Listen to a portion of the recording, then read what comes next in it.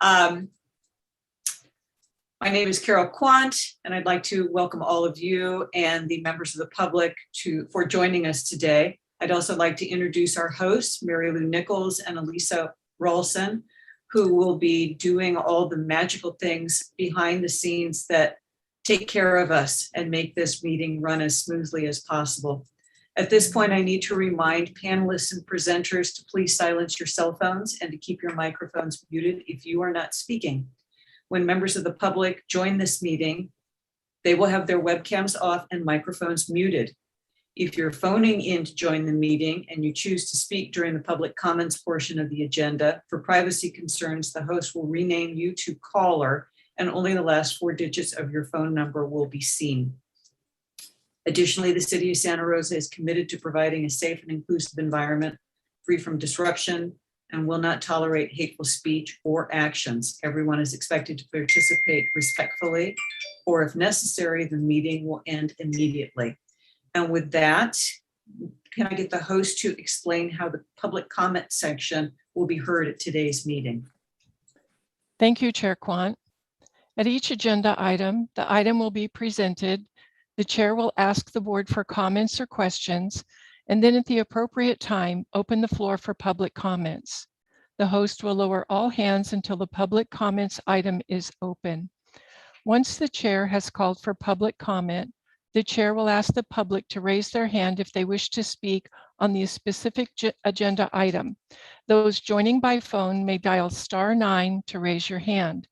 The host will then call on those who have raised their hands.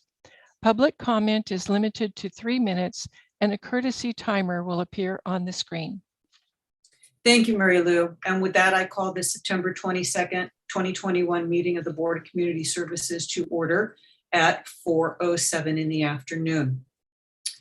Due to the provisions of the governor's executive orders N2520 and N2920, which suspend certain requirements of the Brown Act, and the order of the health officer of the County of Sonoma to shelter in place to minimize the spread of COVID-19, the Board of Community Services members will be conducting today's meeting in a virtual setting using Zoom.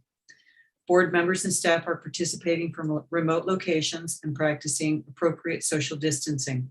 Members of the public may view and listen to the meeting as noted on the city's website and on the agenda. With that, can we get a roll call? Yes, please respond when I call your name. Chair Quant. Here. Vice Chair Griffin. Here. Board Member Spillman. Here. Board Member Pitts. I am here. Board Member Cruz. Present. And Board Member Spence. Here. Thank you. Let the record reflect that all board members are present. Thank you, Mary Lou. With that, I would like to open the floor for public comments on any non-agenda items. This is when any person may address the board on matters not listed on this agenda, but are within the subject matter of the Board of Community Services. Do we have any public comments today for item number 3? Chair Quant, I have no hands up. We will move on to item 4. Item 4 is the approval of minutes. This is from August 25 of 2021. I have a change that I'll put out first thing, and that is that the eucalyptus trees at the county cemetery have not begun being cut down. They have not even gone before the Board of Supervisors. This is something that should happen by the end of the year, and the county will be keeping the City of Santa Rosa apprised, but it is not something that has begun. Any other changes to the minutes of August 25? Okay, seeing that, can we get a show of hands to approve the minutes with that change? Looks good. Stephen, Madonna, great. Show all of our hands were raised. And with that, we will move on to upcoming events and reports on accomplished events, item 5. Jen Santos and possibly Jeff Tibbetts, take it away. Thank you, Chair Quant. Just a reminder, Deputy Director Jen Santos, and as always, our interim Recreation Director, Deputy Director Jeff Tibbetts will be here to answer any questions if you should have any. And you all received your upcoming events and reports, accomplished events as part of the packet. But I wanted to highlight Halloween is just around the corner in our world. And if you've been out to the stores, you've seen Halloween decorations. So just call your attention to the upcoming events in October for our floating pumpkin patch, Halloween at Howarth, and we're working on some neighborhood services activities on October 30th. So stay tuned for that. Look forward to seeing folks at those events, and they will be done in a socially distant manner. We're working on all the details behind the scene. And as far as accomplished events, I just wanted to highlight that on September 9th, there's a larger section that says we released an RFP to redesign the playground at South Davis Neighborhood Park. And those proposals are due on October 5th. But behind the scenes, we're always working to try to find grants to fund things that we need to do, try to double our money and make our funds go farther. And this is one of those where we can really celebrate that we did receive approximately $285,000 from the per capita funding from the state parks. Yes, it's exciting to see the per capita fund come back, and that was our allocation, and we applied for South Davis to replace those 2 playgrounds there. So that's coming up, and I just wanted to point that out. And that's the end of the report. Thank you. We'll roll into director updates, and then we'll get some comments and questions from the board if they have any. Thank you. So just a few updates tonight. Unfortunately, I have to report that board member just from District 7, Cynthia Rich, will no longer be able to participate as a member of the board. And we did send out a thank you and wished her well on her future endeavors. But and we're working with Vice Mayor Natalie Rogers to make sure we're in support of her to find a new appointed board member. So just wanted to share that in this, and you also received an email from me today about it as well.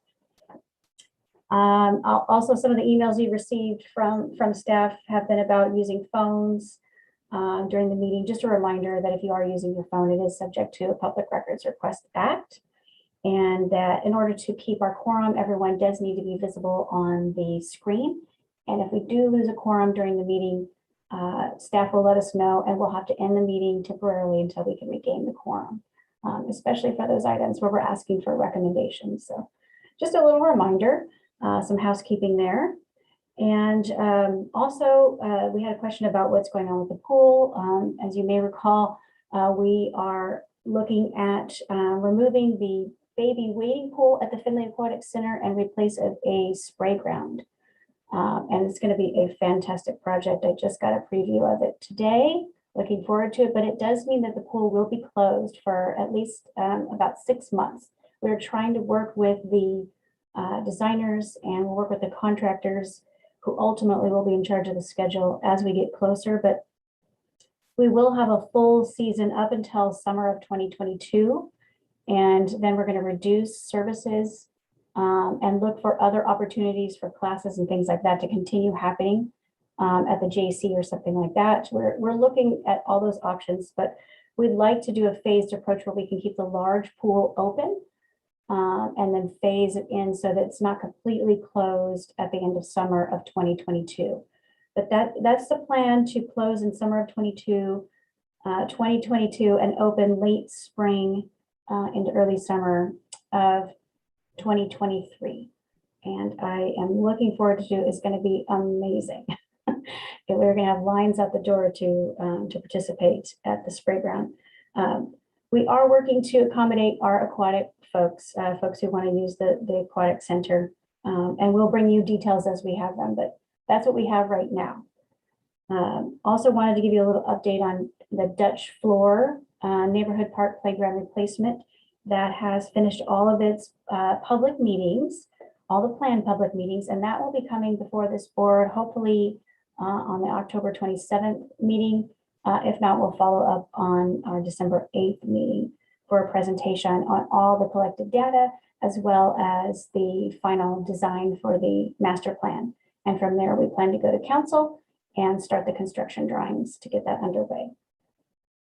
We also have Fremont Park. The RFP for a designer to redesign Fremont Park is somewhat complete. The review committee has selected a firm, and we are moving forward to council as soon as possible, hopefully in late October, if not early November, to have that approved, have the design project approved, and then we can move forward with engaging with the community on how they'd like to see Fremont Park redesigned. And of course, we have Rosen Creek Community Park Master Plan going to City Council next Tuesday at 4 o'clock and the 28th of September. That concludes my updates. Thank you, Jen. A lot of information. Does anybody have any comments or questions on anything? Let's be real informal at this point. Anybody? Just one quick one, Carol. Jen, do you happen to have a guess on what time in the meeting Roseland Creek Park will be up? Sure. It's likely to start right at 5 o'clock or soon thereafter. So all public hearings, and this is a public hearing, need to happen between 5 p.m. and 9 p.m. And looking at the agenda, it looks like we'll start right on time, pending any small variances. So should be very close to 5 o'clock. Great, thank you. If we could get a reminder email on Tuesday, that would be exceedingly helpful. Yeah, it would be wonderful if, we could not have a quorum, or are there any problem with more than half of us showing up, Jen? There, you may view it and listen to it, but if you participate, yeah, we don't need a quorum. So as you know, you will be helping me and participating with this. So there's one. So if any of you plan to provide comments, if you could connect with staff and just let us know so that we can verify there won't be a quorum participating, but you can certainly all listen in. Great. Anybody else? Okay, we are going to move forward to our scheduled items. Item 7.1 is the senior program update, and Mickey Remy, take it away.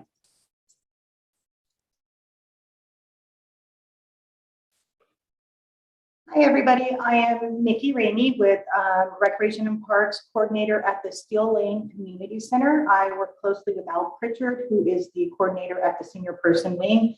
And so this presentation encompasses both facilities. I do want to apologize in the beginning here. This first screen, I am going to do a little bit of reading because Al supplied me with this great acronym that perfectly describes what we do at our senior centers and why we do it. So bear with me here. I think this is wonderful. Our senior centers offer many ways to celebrate life, and here are 4 good reasons why. Learning.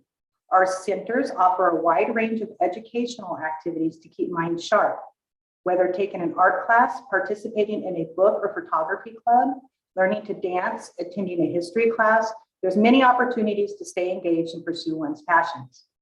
Independence. At our centers, active adults are connected to programs and people that can provide the tools to choose their own course in life. We offer convenient access to multiple public services in one location, including meal services, legal consultation, travel services, benefit counseling, and computer lab assistance. Friends. It's proven that senior center participants have a higher level of social interaction and life satisfaction than their peers. Having great friends is one of life's most wonderful rewards.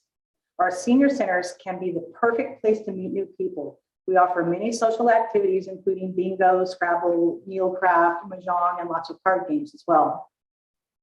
And energy.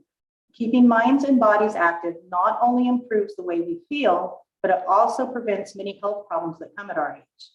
Our senior centers have a strong emphasis on health and fitnessing offering fitness classes such as aerobics and Zumba and Tai Chi, which are very traditional, as well as evidence-based health activities that have been scientifically proven to make people healthier, such as balance, ping pong, and chair volleyball. And if you haven't played chair volleyball, I suggest it is so much fun. I do it at home with grandma and the husband and the kids, get some exercise. It's just a big laugh. It's a lot of fun. Next slide, please. Reflecting. So I'm going to go back here, trying to give an example as I tell a story here of where we came from, the pandemic, and then where we are now. And the best I could do to go back to a great year is 2018, 2019. As we know, we've had a lot of incidents over the past few years. About this time in 2019, Steel Lane had acquired the activities from the Bennett Valley Senior Center before they closed.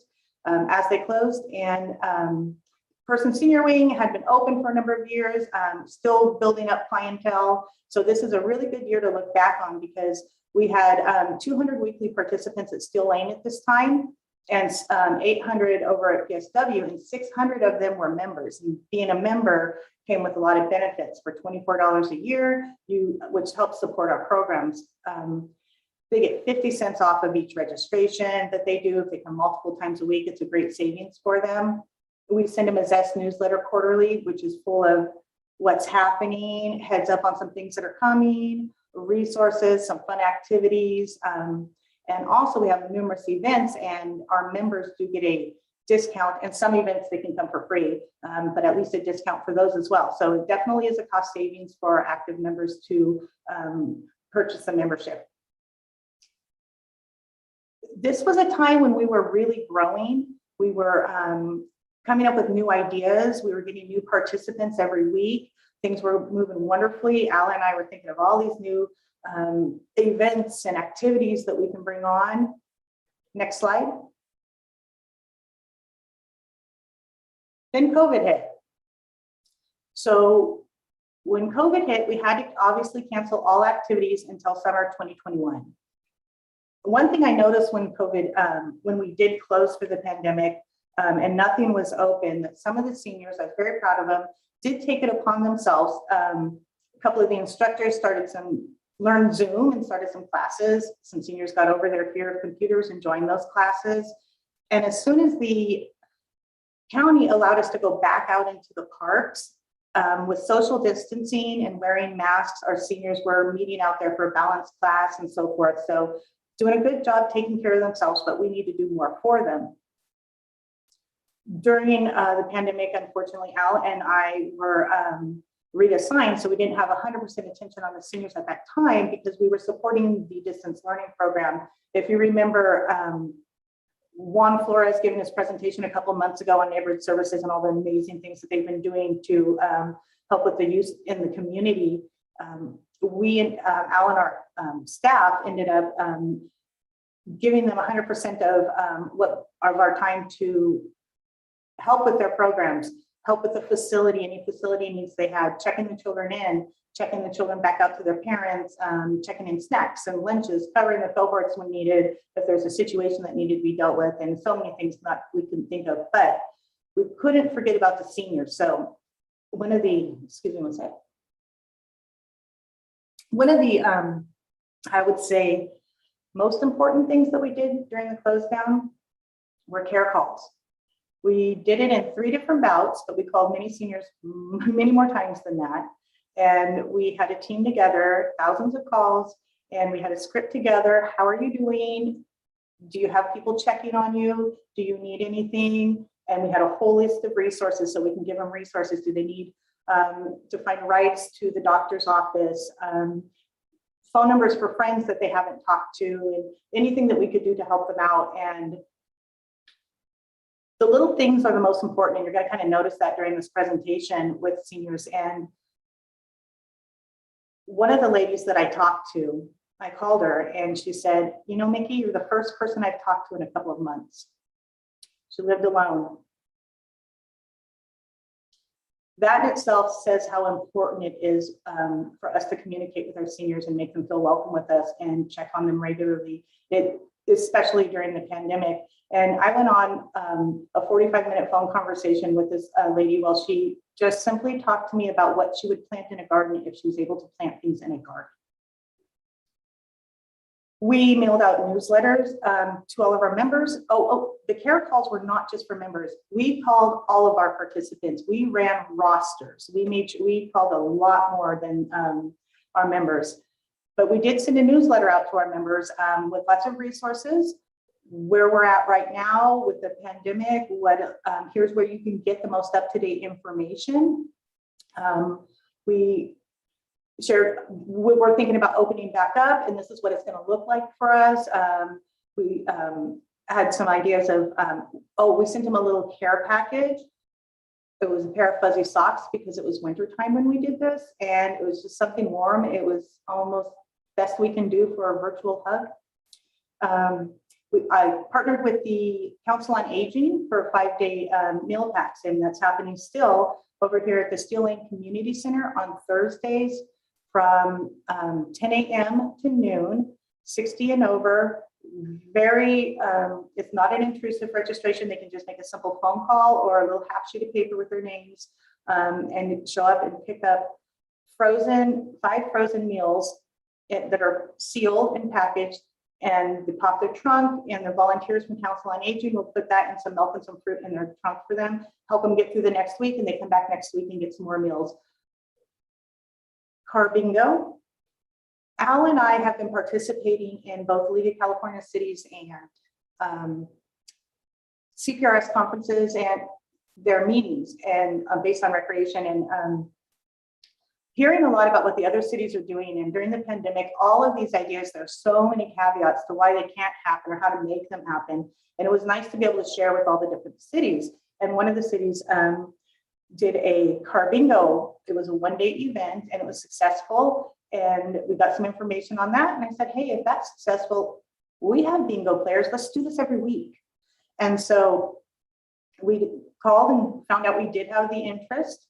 We secured the parking lot and the Franklin Clubhouse there at Fremont Park, and bought an FM transmitter and really quickly learned how to be radio show hosts. We were very lucky that this program was supported by the local businesses, from In-N-Out to Cold Stone Creamery. Some of the local senior care homes made care packages. They gave us gift cards to Starbucks, and everybody who won got a great prize from the community to help them when they were ready to come back, and that they would come back to their store. So it was a great relationship that we had. We also mailed a holiday card with staff photos and well wishes. And we got some calls back on how wonderful it was to receive those from some seniors that we were thinking about them during the holiday season as well. Next slide, please.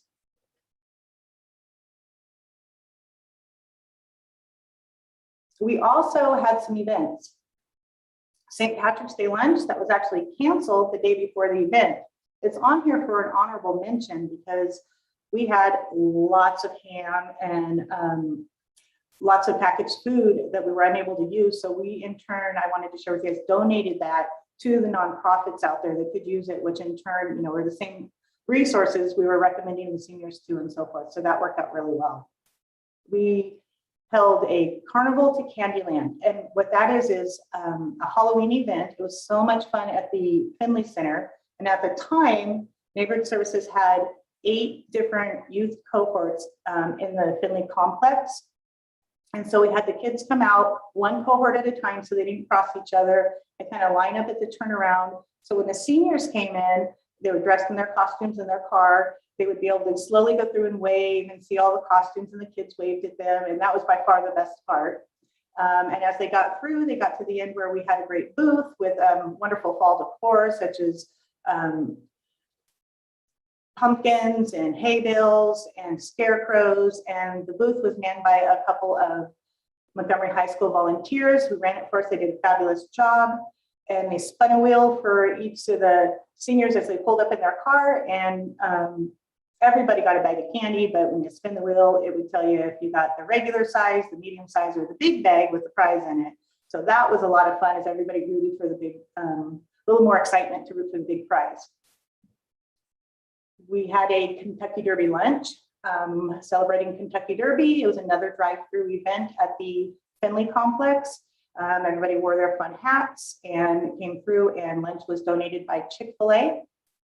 And I think Caravan Candyland had about 100, and they were so happy to be out. That was one of the first events that they could have after the pandemic, this drive-through trick-or-treating.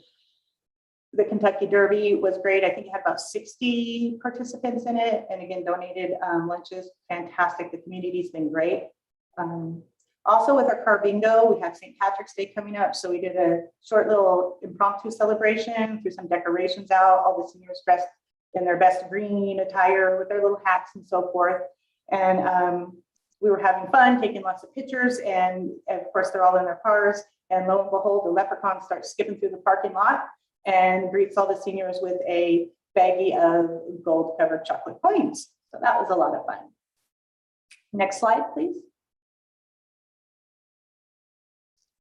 Then it came time to reopen. We took a lot of notes from our meeting again with the League of California Cities and the CPRS meetings. What are other cities doing? What are other cities in our county doing? What are other cities outside of our county doing? A lot of communication. And when it was time to move forward, we were one of the first cities to do so. And we did do it in phases with the goal of fully reopening in September, which we did do. The Person Senior Wing opened in 4 phases. Because we were coming out of the color tier thing at the time, we didn't know if we were going to go backwards. We wanted to make sure that the programs that we were offering were the programs that were going to work for that tier. We didn't want to open everything up and then have to backtrack everything. So we were able to open up in June, the first set of classes, July, August, and then September, they were fully open. Steel Lane, we did it a little bit different because we had a youth program in the building during the summer, but we opened up billiards for the billiards players, and bingo. We brought bingo inside in the large auditorium where we can flow the air and social distance everybody apart, and it's working great. And they're still there now enjoying it. We did fully open in September at Steel Lane. That I have to say, it was quite touching on September 1st when I was standing at the counter and I was watching as the patrons came in, and we'd recognize each other through the masks, and eyes would well up with tears, and then my eyes would well up with tears, and missed you so much, so glad you're back, and wanted to hug, but we've got partitions and masks and everything between us. But it was really, it's hard to find the words to explain how important it is, because our seniors are the most sensitive demographic during the pandemic. It is so hard to find things for them to give them that life that they need, give them the social interaction and so forth. So I'm so glad we opened back up again. We did a couple things differently. We have some courses now that are a pre-registration option that allows us to kind of social distance in the room, limit the number of people. We also require all participants to have accounts. Now, it seems a no-brainer. We're emergency service workers. So obviously we said, yes, great idea. Let's do this, because if there's an emergency, we want to know the name and emergency contact of every single person in the building. But on top of that, it's important for contact tracing. So it's a little bit slower for the seniors to get through the building, to stop at the desk and to their activity, but it is well worth it and they completely understand it. We also continue to provide resources to seniors, such as access to meals and rides and mental health. We have a resource guide at each front counter, and we probably open that book at least 2 or 3 times a week. Somebody asking, I need help with my trust. Who do I get a hold of?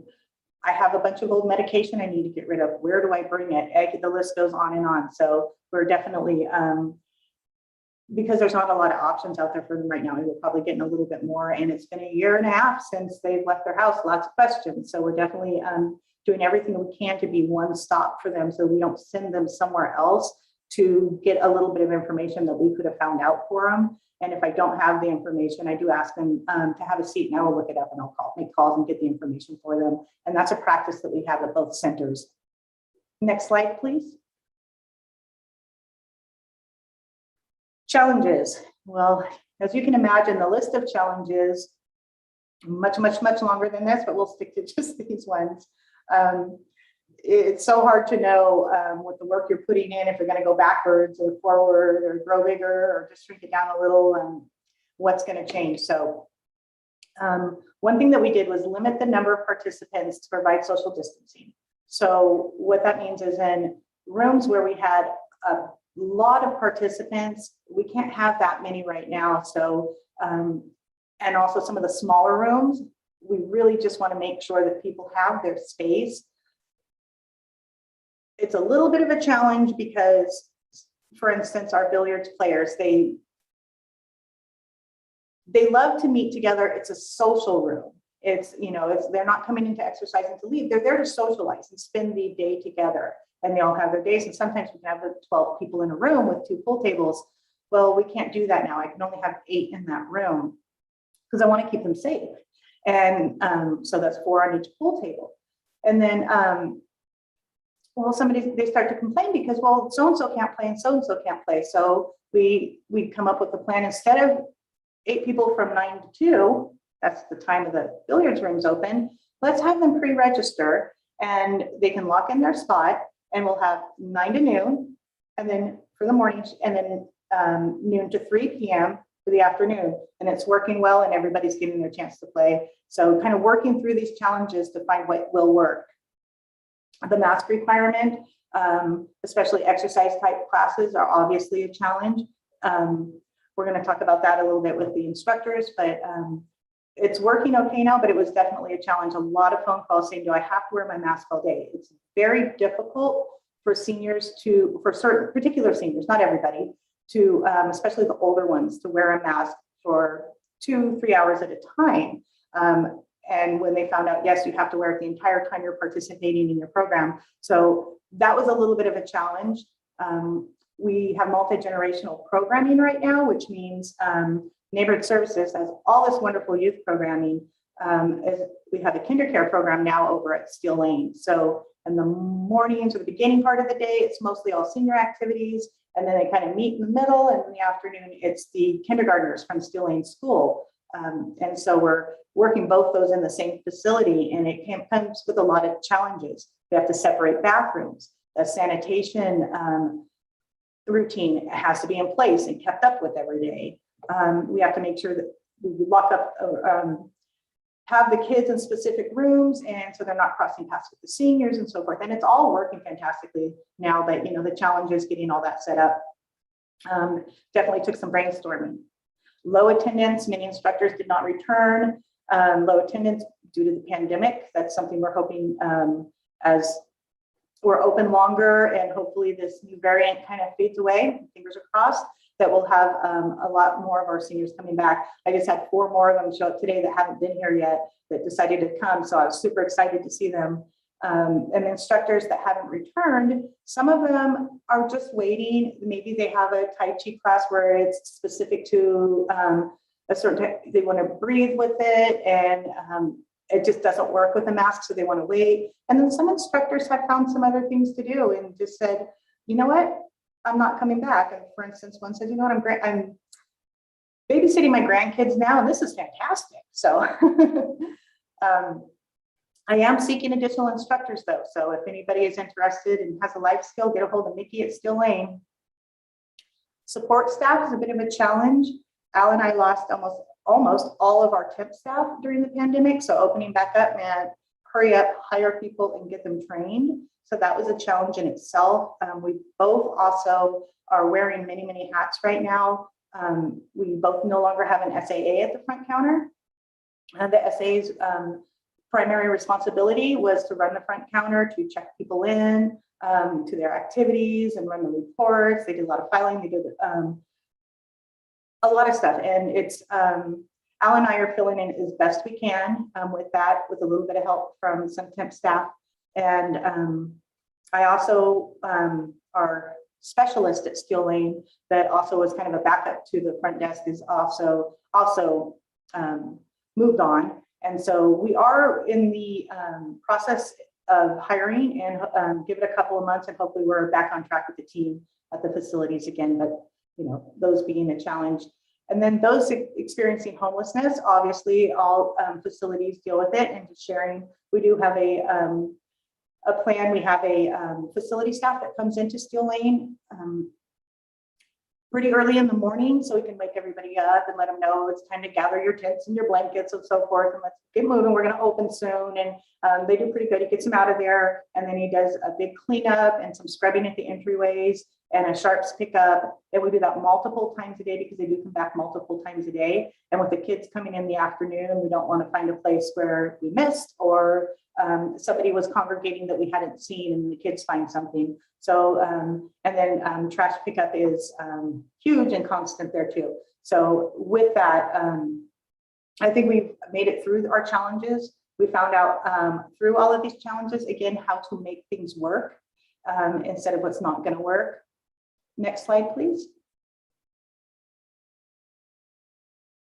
And so how is it going now? Well, we have fully reopened. Everybody's smiling. Everyone's wearing their masks, and we hope to be 100% by spring 2022. I had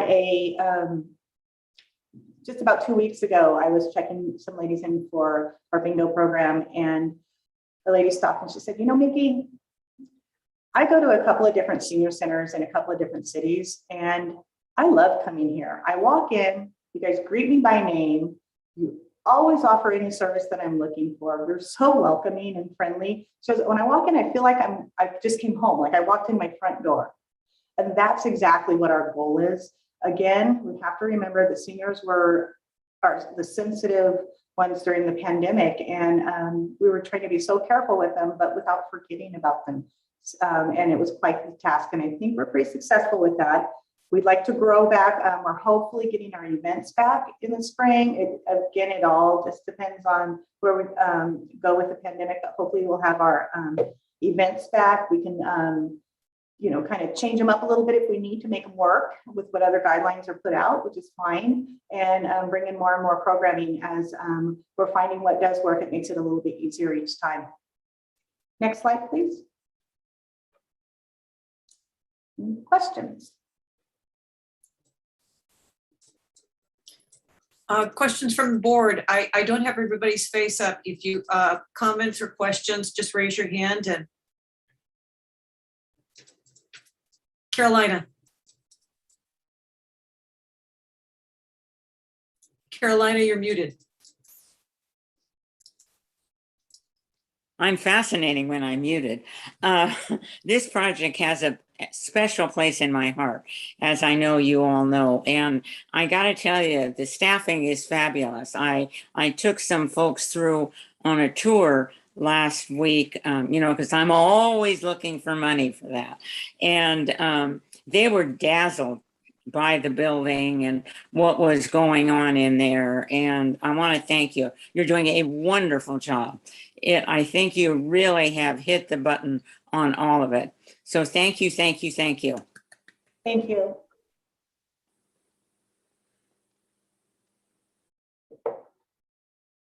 So I have a question, Mickey. I know the city put out a mandate, staff and contract workers have to have proof of vaccination as of October 1. For the senior population, just like the children, there are vulnerable. Is your department on point for this? And are you doing anything to monitor the health of your participants?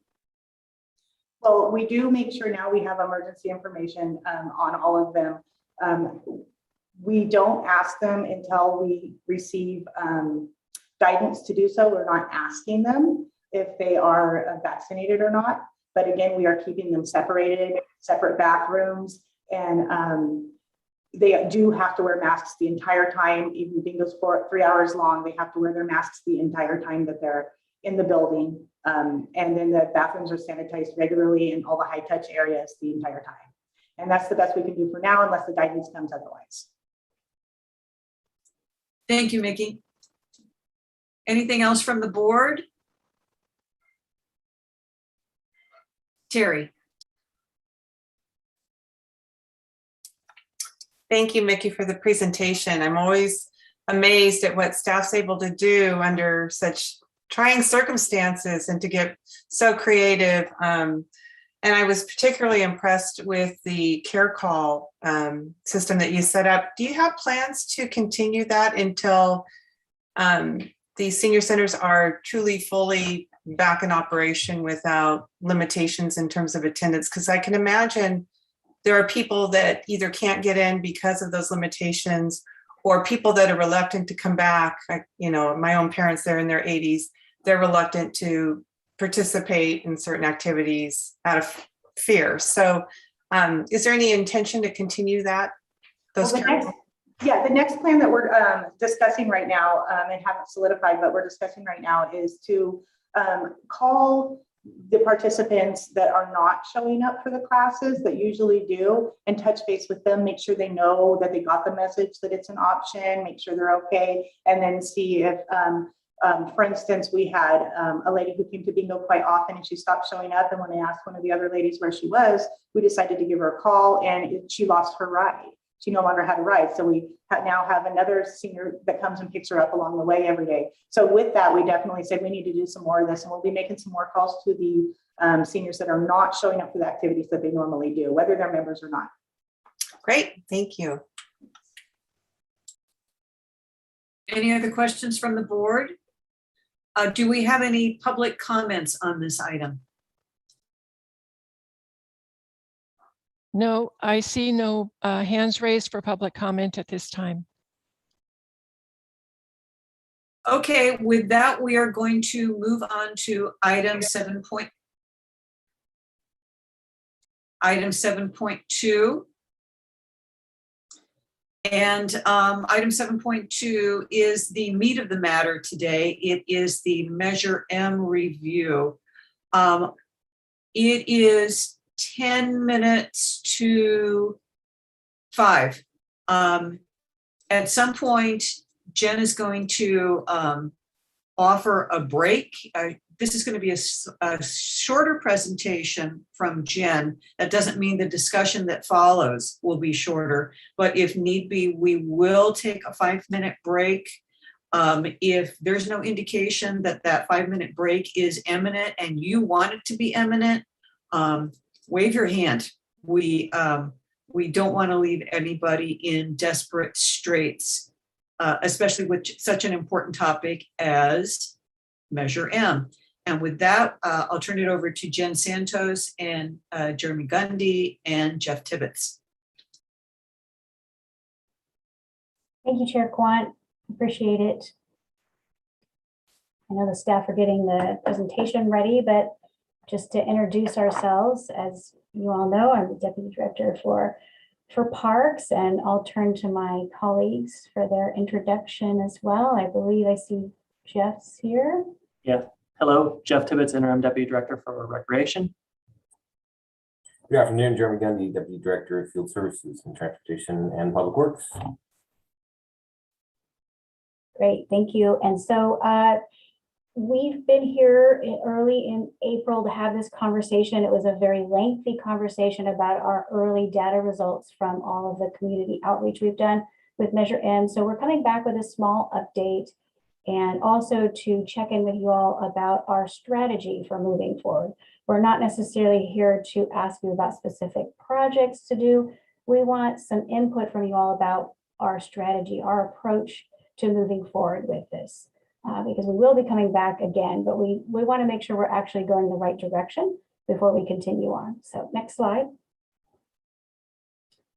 And just a little bit of a overview again to remind those board members who weren't able to attend the meeting earlier this spring or may not have been board members at that time. And for those of you that have heard it before, thank you for your patience. But just a reminder, this is actually a community voted tax measure with 72% support, which is really amazing for a tax measure. It's an 1/8 of a cent sales tax for 10 years. It started collecting tax on April 1st, 2019, and it ends on March 31st, 2029.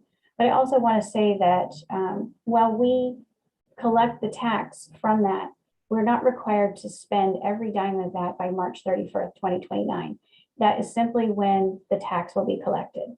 And how we spend it and what path we take is up to the city. So what it does is it provides, it's a county-wide tax, and our city portion of that is estimated about 1.9 annually, so about $2 million. And that's been spot on. That's how much the tax has been collecting over the last couple of years. So we expect to have about 19 million overall over 10 years. The tax measure does require a baseline commitment of staffing. So whatever our staffing was, and actually we selected as a group, as a county and city agencies, 2017 as a baseline. And if we slip too far below that, then it could be considered that we are using these funds to supplant what we're doing instead of supplement. These funds are used to enhance and supplement what we already do. And we do report to a fiscal oversight committee. I was just at the fiscal oversight committee last night for what we've been doing this year with the funds, and everything went well. We had no questions. So just to let you know, we do go there pretty on a quarterly basis unless it gets canceled, and we do one big annual report every year to the Fiscal Oversight Committee. Next slide, please. And so just by way of a little bit of background, again, we have been to this board before, and the board approved in July 24, 2019, 3 things for the funds to be spent on, and recommend this to council. The first 2 years of funding could be spent on fire recovery of parks and landscapes destroyed by the 2017 fires. So we have that, as well as that first 2 years worth of funding could be spent on conducting we call it a deferred maintenance park priority project list, but it's essentially, we're looking at the condition of our parks, providing a priority ranking list for projects related in the parks that need to be completed, such as, and the condition of them. So we have a good sense of where our worst issue is and where we could wait a few years. We also approved to do citywide community outreach, which we've been doing over the last 2 years. And that's what got approved in 2019 from the board. We went through to council, who approved the same expenditure plan, the priority plan. From there, we've had another 8 meetings, 6 of what you see listed here. This is all during COVID, so we've had a long stretch where not a lot was happening because city staff were involved in responding to the emergency, as well as the glass fire emergency. But we did have a meeting per quadrant in the city, as well as several other meetings at all sports meeting, etc. Next slide. And so the next slide is going to show the last 2 meetings at the very end there, April and June of this year. We had a citywide meeting, another citywide meeting, just for anybody else who may want to participate in these meetings and hear the discussion and have a conversation with community members. And then we also conducted the same meeting in Spanish as the primary language. So those folks who felt more comfortable with that had that opportunity. And backing up on the slide a little bit there, the Board of Community Services, we came back to this board in April of this year, went through our preliminary data analysis, and we recommended some options for how to move forward. And we promised to return, as we are right now, with an update and just to solidify our path forward. We also, what you don't see on here is left the survey online for 3 weeks so that folks could participate in that survey, so that we had it up there as long as we could before we had to start analyzing the data. We started the data analyzation back in April 8th. We've recently added the last 2 meetings, and so we're back now to give you an update. Next slide, please. And so again, thank you for your patience in advance for those of you that have heard this, but the tax measure itself has several categories of spending that you can use for anything rec and parks, but they are specifically described. One of the categories is to maintain parks and recreation facilities to ensure safe, clean, accessible visitor experience. Funding can be used for maintenance, and you can see some examples there. Next slide.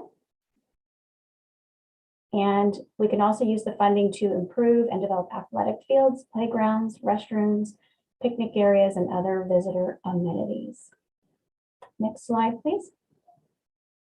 The funds can also be used to create and expand parks, trails, bikeways, public art, and recreational and historical facilities.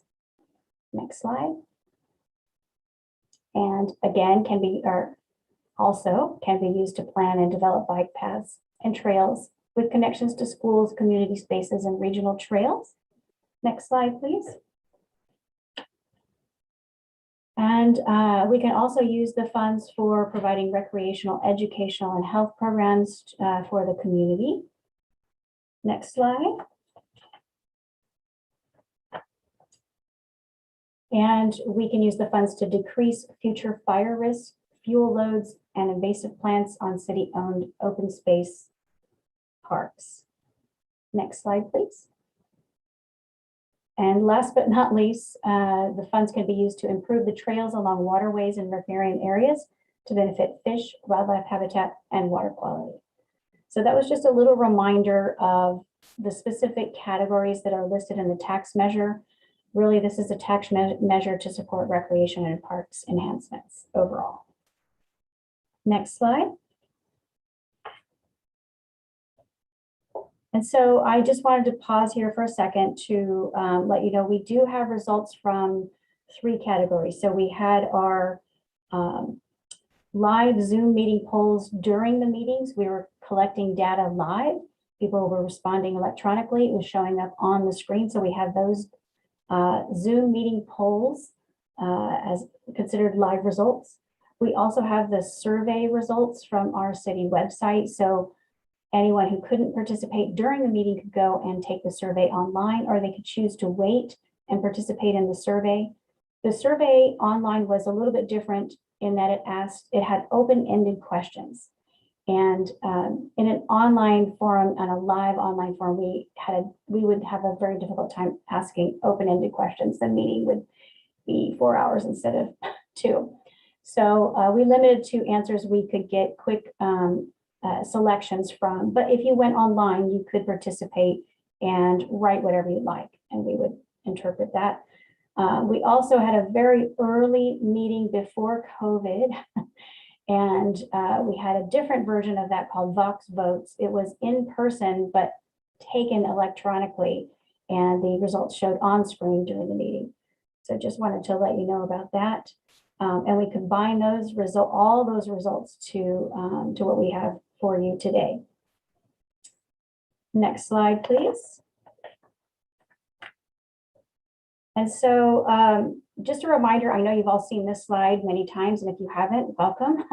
This is our planning area for the city, and you can see our 4 quadrants where we utilize that to look at funding areas within the city for park development impact fees. But we also use this as a way to engage with the community. And one of the things we were seeking was not only just a citywide results, but results from specific quadrants.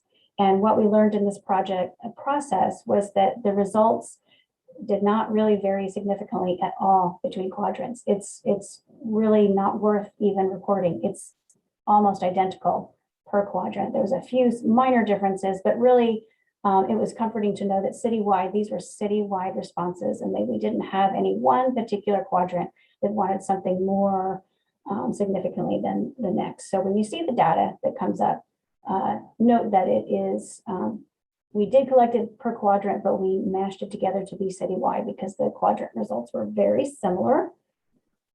And so I am just going to check in now with Chair Quant to see if you would like to take a break. This is a good point, or we can continue on. I'm just going to look at faces. Good to go? Shall we just keep rolling? Keep rolling. All right, next slide, please. So here is our updated slide. What you're not seeing here is all of the other questions that we asked, not necessarily related to priority spending. We had multiple, and we'd be here for another at least 45 minutes going over that. Those results really aren't completely changed, but what did change were the end results here, the prioritization. We didn't have a huge change here, but we did have a mild change. And so this is the combined response from 1,676 responses. The last time we came before you had about 950 responses. So it's a bit of a jump from the last meetings and the open-ended survey we had online. And the last time we came before you, the request for maintenance was the highest request. Something to do with maintaining our the condition of our parks was coming up at the very top. So those categories that I went over previously are abbreviated at the very bottom of this slide. And off to the left, you can see the percent of requests citywide. And so what's happened with the last few meetings we've had, as well as the open-ended survey, was that the request to prioritize park amenities, improving park amenities, jumped up ahead of park maintenance slightly. So again, if you look at this, it's not a huge point spread. Everybody wants everything. So we did our best to really show that while there's not a huge distinction here, there is a distinction that the improving our park amenities jumped a little bit ahead of maintenance. Everything else is pretty much identical. There's a few changes here and there, but everything else is pretty much the same. Those two columns on the left are the only thing that that changed over the time. And again, we've had a lot of additional responses. So it was surprising, but interesting, given that we did survey quite a few more people. So just to go through the request to improve park amenities was the highest priority requested. Next was anything to do with maintaining parks. Next at 13.3% was create and expand parks. Developing trails was 10.4, and just following is 10.2 with decreasing future fire risks. Attending to our waterways and riparian areas is 9.3, with recreational programs coming in around 7.2. And previously at a little bit over 9% for programs. So we had some shifting of priorities there. Next slide. And so here's just another way of looking at the same information. Some people like to see it in different methods. And again, same information, but you can see it in a pie chart here where you can really see that improving park amenities and maintaining parks were heavily requested, whereas the others were a little bit less. But again, it's not surprising that really we're looking at a group of responses where people would like a lot of everything, but more importantly, would like to see park amenities improved as well as enhanced park maintenance. Next slide, please. And so here, I just wanted to pause and take a reminder of where we're going to go. We're going to look at the analysis portion of it. We had a lot of ranking that you saw previously, 1 through, I think we have 1, 2, 3, 4, 5, 6, 7, 8. We also heard from those open-ended questions that we asked the following. We got a lot of requests for increasing general maintenance. We got a lot of requests for more weed control, especially over sports fields and roadway landscaping. We had a lot of open-ended requests that ended up in some sort of park improvement project. Next, we had a lot of open-ended questions that related to park expansion or creation of a new park. Safety was also a high priority, although that's not a category per se. It came up as an open-ended question topic. We also had a lot of topics, a lot of responses related to assisting with cleaning up leftover from folks that use the park for overnight camping and other type of park issues. We also had requests for more natural landscaping and to approve the aesthetics of the park. So although it's not necessarily included in a priority per se, we wanted to remind you that those were the big picture items from the open-ended questions, including all the new open-ended questions answers we received to the questions. All right, so let's go ahead and look at the analysis. Next slide. So just a reminder, this is a key slide here. If you take away something, definitely take this away when you're giving us your feedback. If you look at those 3 blue items, they're the strategies we brought to the board the last time we were here in April, where we're looking at how should we slice up the pie, so to speak. How should we move forward with a strategy of spending?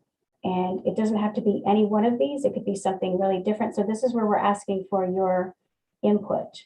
And I'm going to start at the top. So if we took just raw percent total from each category of spending, what we'd end up with is about $2 million of one-time funds per category.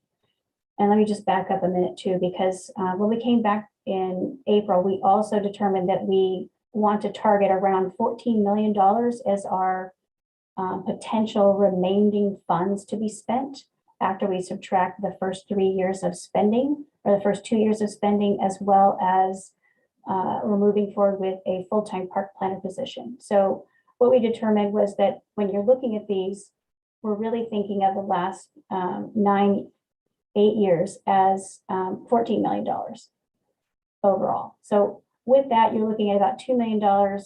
If we just gave everybody, every category $2 million, that's what we end up with. We have very little funds to actually do anything with that per category. It wouldn't really result in anything shiny and new, so to speak, which we heard at the last board meeting. We could definitely, $2 million is a lot of money, but in the scheme of rec and parks, it won't go very far if we do it that way. So we looked at what if we grouped like things together.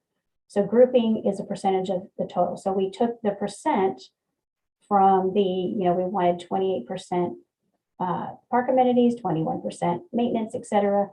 Added that up and then group them together. So if you look at the 3 categories there in the middle of grouping, maintenance / decreased future fire risk.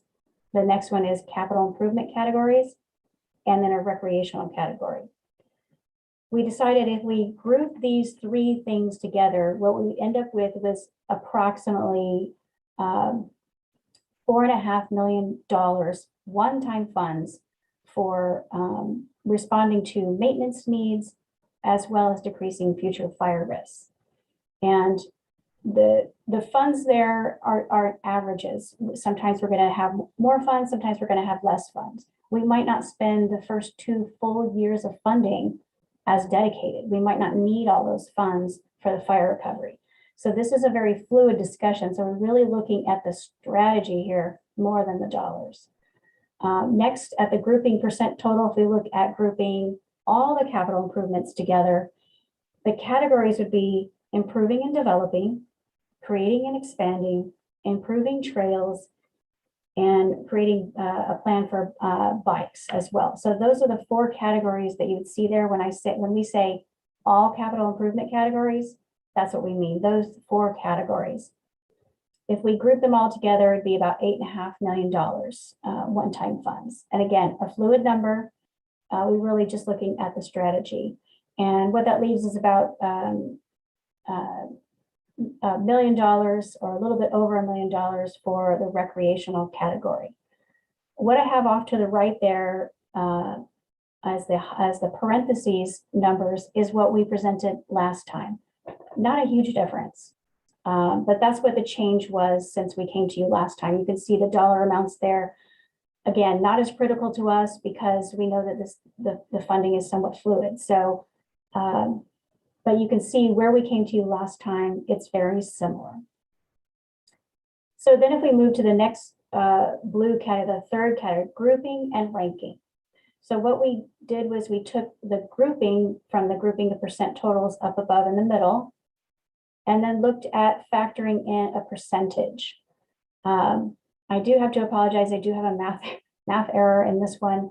So if you look at all capital improvement categories and look at 50% or more of the remaining funds used towards capital improvements, that number would be closer to $7 million.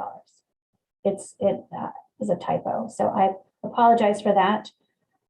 If you look at spending 40% of the funds on maintenance and decreasing future fire risk, you're looking at about $5.5 million of one-time funds. Again, these are very fluid numbers, so we're just trying to show you so you can get an idea.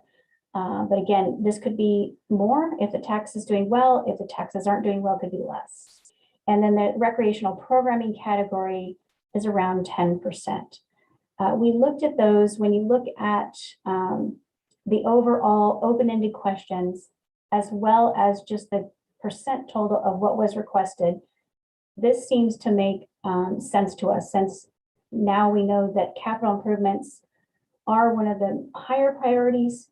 We look at, well, then can we spend approximately 50% of the funds on that, 40% of the funds for maintenance and future fire risk, 10% of the funds overall on programming recreational coordination. So it's just 3 different ways of looking at strategizing moving forward.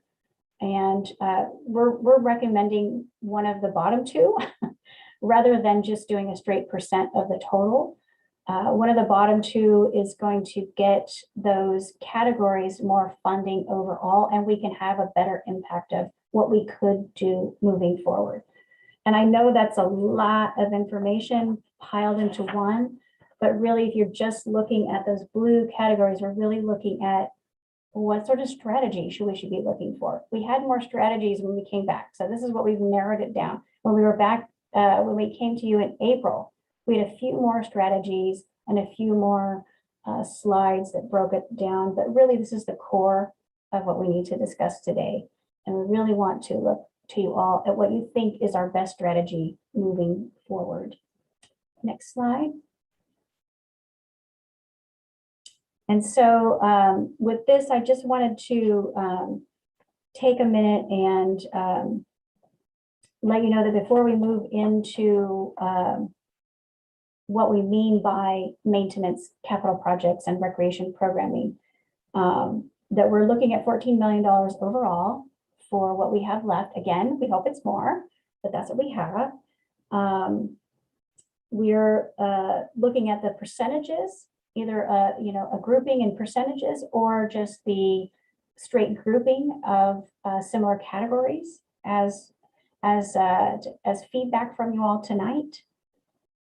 And let's see, I'm sure there's something else. The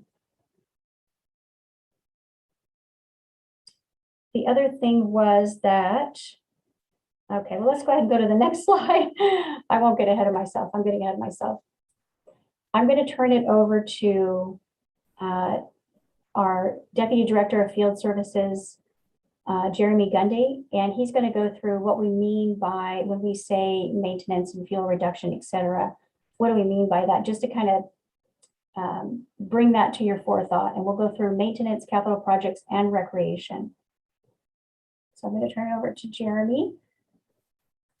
Good afternoon, Chair Quant, Vice Chair Griffin, and board members. Thank you for the opportunity to discuss some of the funding potential projects that we're looking at through our maintenance division and parks. So as Jen mentioned earlier in the presentation, the city's currently undergoing a parks condition assessment that we're expecting the results of in early 2022. And so in the meantime, our maintenance team here in-house has been working diligently at putting together just some basic concepts and some ideas and lists of what items we're seeing out there that could potentially benefit from this funding source from Measure M. So some of the things that we've come up with are enhancing our current landscape contract. So currently we have a landscape contract that that handles and covers the mowing of all our turf, all of our fields, but it does not include weed management throughout the parks, our landscape medians, and then our roadway landscape parcels. So we're looking at that as a potential enhancement.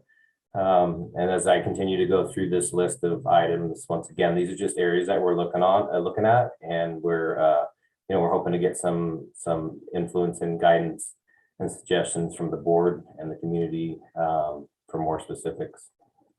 So we're also looking at invasive plant species throughout our parks and our open spaces. As many of you know, our open spaces are designed to be more natural, but over time, those invasive plant species start to accumulate and take over and grow throughout those areas and start to choke out some of the native plants that should be there and were intended to be there originally. So we're looking at ways to potentially reduce some of those plant types throughout our parks and open spaces.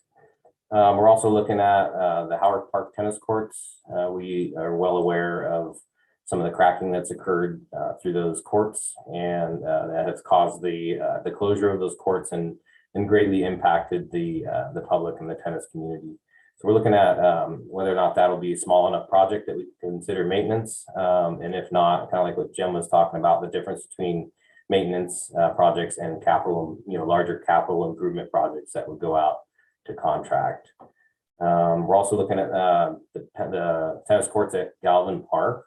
So currently, the way that we've been handling the light outs, the burned out lights that are lighting those courts, we've been investing in the newer technology with the LED lighting. So it's a lower cost to operate, and then it's a lot longer lifespan for those types of fixtures. So we've been replacing those with LED fixtures as they burn out, but we could potentially move forward and replace the remaining fixtures with the use of Measure M funding. We're also looking at various sports fields improvements. So our sports fields, include soccer, baseball, softball, and so some of those improvements that we're thinking could be anywhere from installing, shade cloth over the dugouts, improving drainage features of some of the infield areas, maybe even possibly some upgraded irrigation systems that may improve some efficiencies out there. And then we're also looking at our playgrounds. So we do weekly playground inspections in-house. We do that to ensure the safety of the public and the children playing on those. So some of those playgrounds we'd like to see upgraded to like some newer technology as far as the fall protection beneath those playgrounds. And so what that looks like is changing out some of those areas from sand to like an engineered wood fiber material, which gives a little bit better fall protection. So we're looking at that as a potential area to enhance throughout our park system. And then, the forefront of this year is obviously the drought and the 20% reductions that we're working hard to achieve throughout our parks. And so, we're working with our conservation teams here, our water conservation teams throughout the city to identify potential improvements to the irrigation system, whether they be newer technology and controllers. We do have some newer technology, but it's not system-wide. So we're looking at what that would look like. And that would obviously benefit, ongoing operating costs and reduction, in water usage beyond where we're at today. So those are some of the areas that we're looking at. We do want to just, kind of put that out there and let you know that, we are still waiting for that condition assessment to come back to really get the full view. And then these are some of the areas that we are starting to identify and some of the directions. So we thought it would be important to present that to you today, and we welcome the feedback. Thank you for your time. Thanks, Jeremy. Let's go ahead and move to the next slide.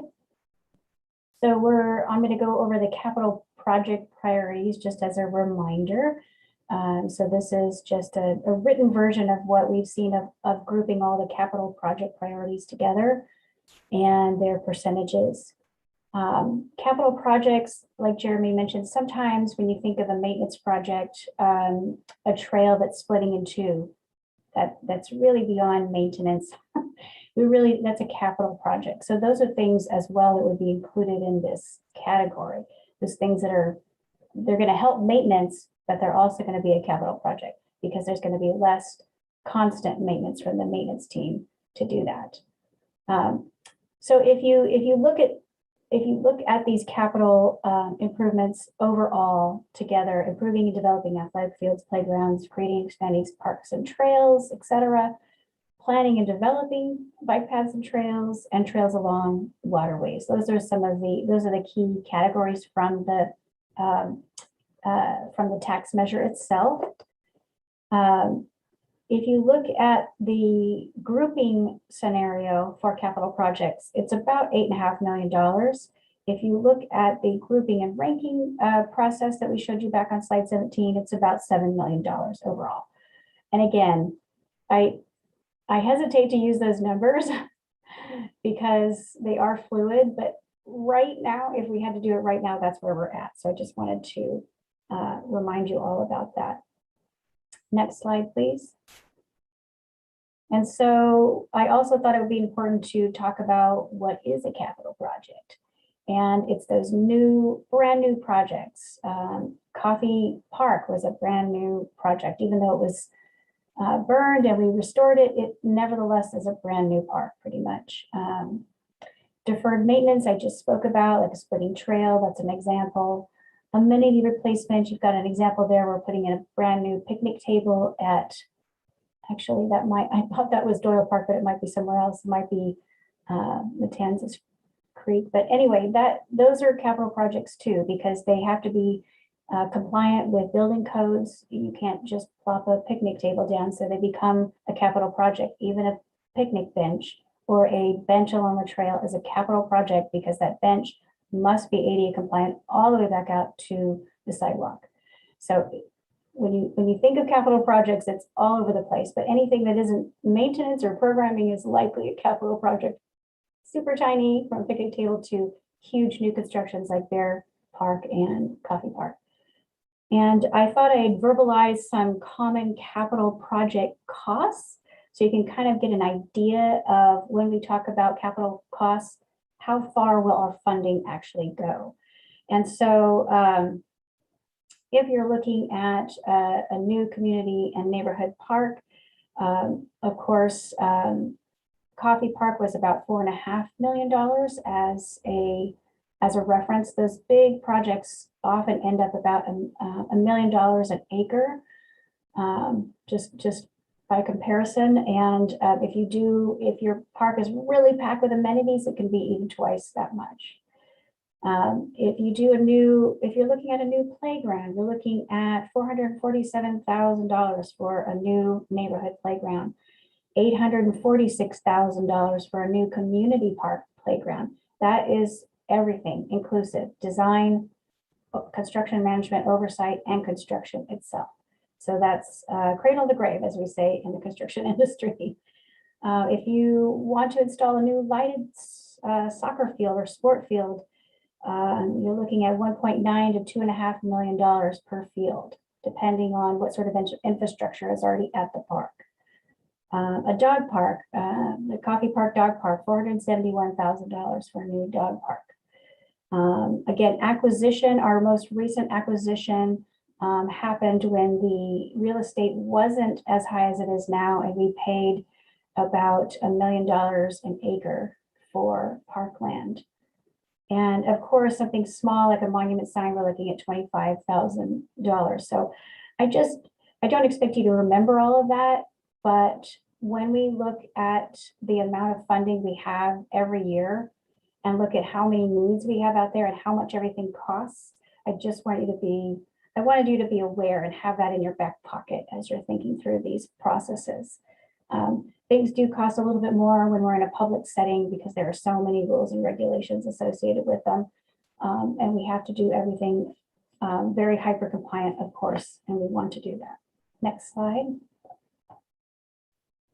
And so here's a tiny analysis. Again, We're not asking you to give us feedback on these analyses necessarily, or at least I'm not on the capital projects version, but you can get an idea of what you could afford with some of the scenarios we're talking about here. So if we look at $8.5 million for one-time funds overall from this, then you'd be looking at a little over $2 million per quadrant if we did that. I just wanted to throw that out there for you. So I know that that's been a question sometimes. Well, just divide it by the quadrant, see what we get. Well, this is what you would get. It's not a lot if you do it per quadrant necessarily. So I looked at some scenarios for you just to kind of throw them out there so you could kind of get an idea of what we could afford.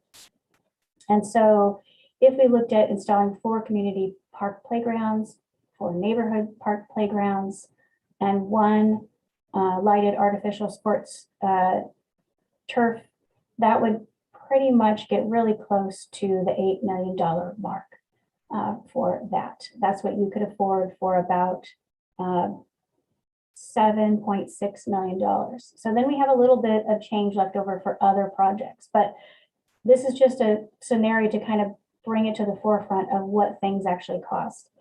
If we looked at a 2-quadrant equitable scenario where we actually installed 2 lighted sports fields and 2 community park playgrounds and 2 neighborhood park playgrounds, you're looking at about the same amount of funds, about $8 million. You have less community park playgrounds and neighborhood park playgrounds by 2 each, but you have 1 more lighted soccer field or sports multi-sport turf field. So those are just, again, I'm not asking for your feedback necessarily on those. I just wanted to throw those out there so you could kind of get an idea of what it means for the cost of things. Other considerations, we also have other funding sources for capital projects. We have the park development impact fees. We have grant funding to consider. So definitely keep that in mind as you're thinking through this process. There's a lot to think about here. We also have a long list of things that folks have requested over the years. The most recent thing that came to this board was a ½ acre of petanque. So things like that that aren't even captured on here are things that we need to consider. We have many incomplete master plans sitting out there. There's all kinds of things. We have the deferred maintenance projects that aren't in these scenarios. And so as Jeremy mentioned, we're looking at that parks condition assessment to really help us, and that's due in early 2022.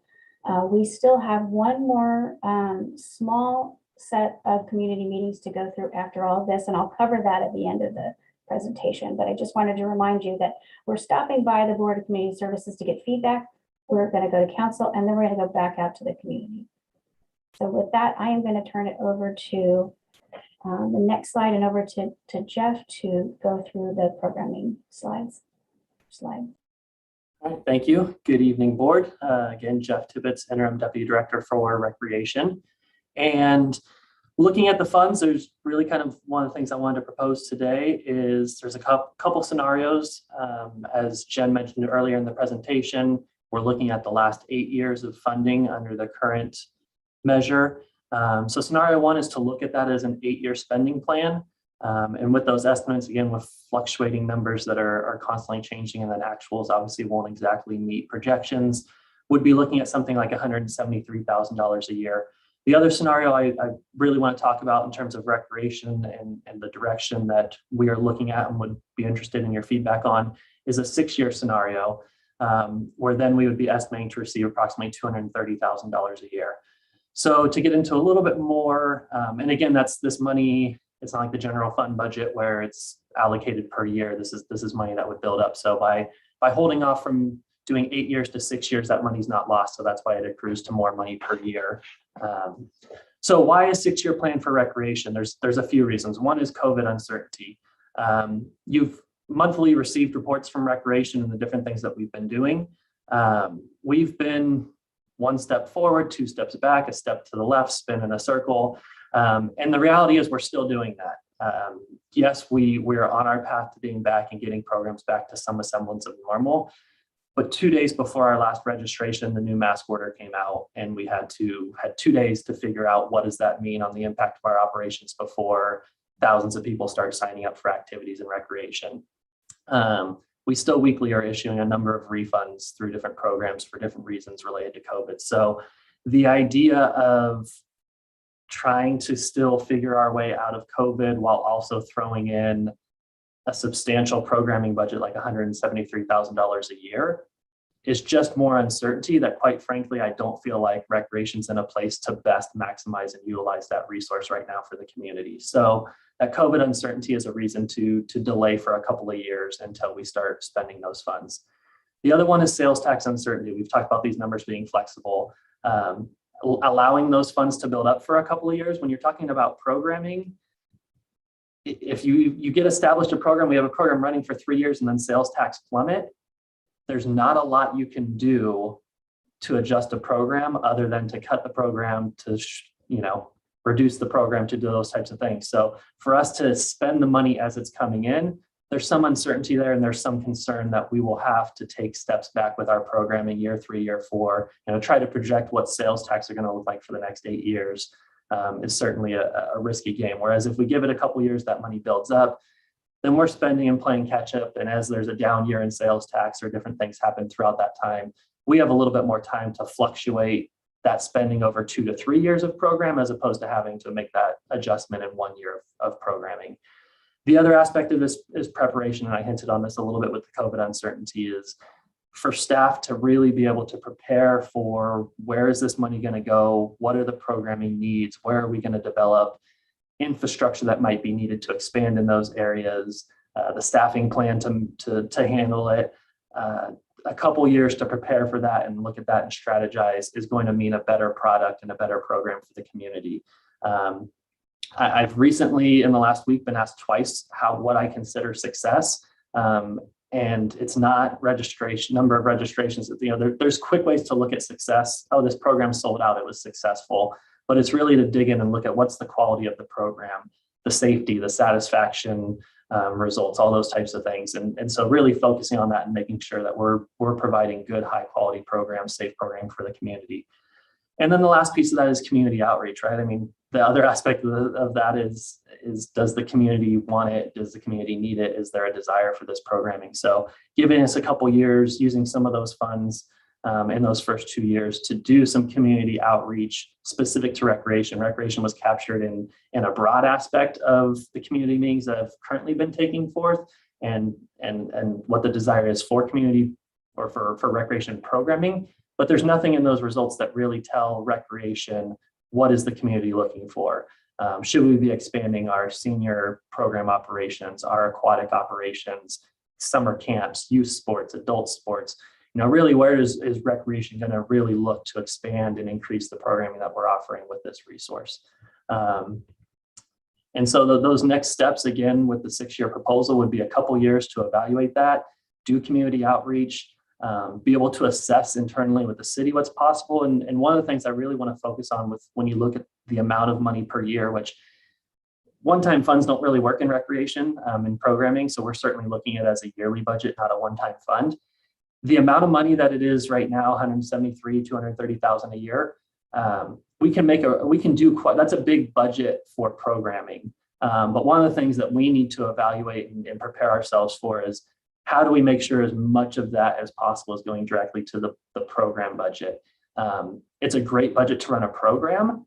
It's a lot of money to add on to our current staffing load and what we're capable to take on and capable to offer. Because if we bring on staffing using that money, then we're going to have the staffing to operate it, and we're going to quickly have a very small program budget. So it's weighing those two things. So making sure that we're taking those next steps to get ready for it is we're adding programs in the right spaces, we're set up and organized in a way to be able to grow.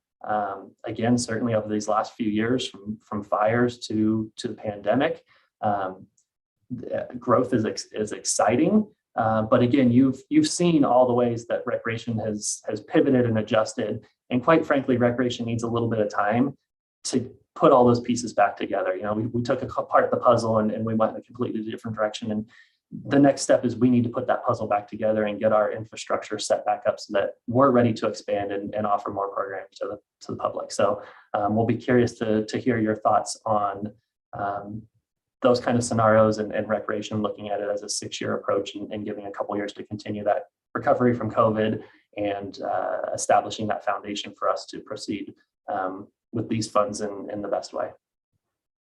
Thank you. Thanks, Jeff. And let's go ahead and move to the final slide. And so if we could move to the next slide, please.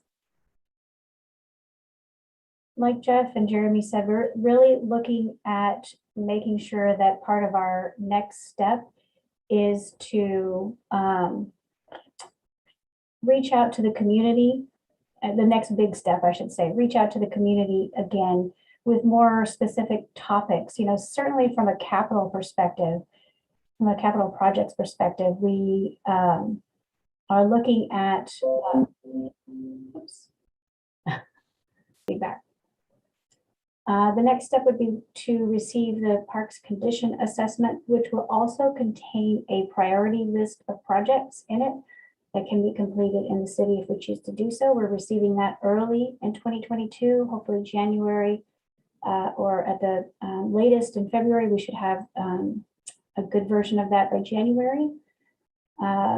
We wanted to have another small meeting series, maybe one citywide and one citywide Spanish as a primary language meeting, to reconnect with the community on more specific items at that point.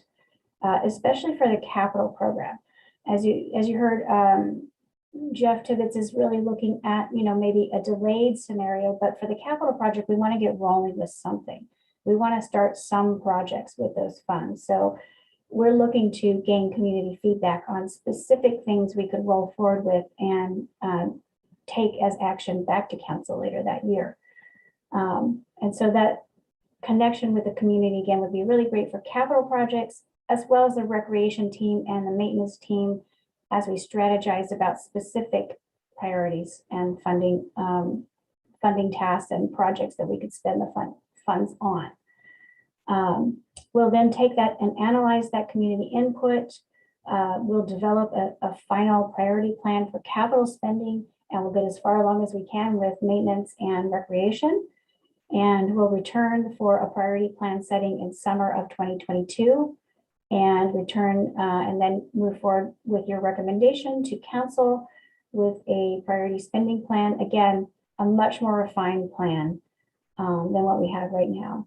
And then following that, we'll begin implementing capital projects, any sort of maintenance spending strategies developed, as well as any recreational programs when we're ready to have those come online.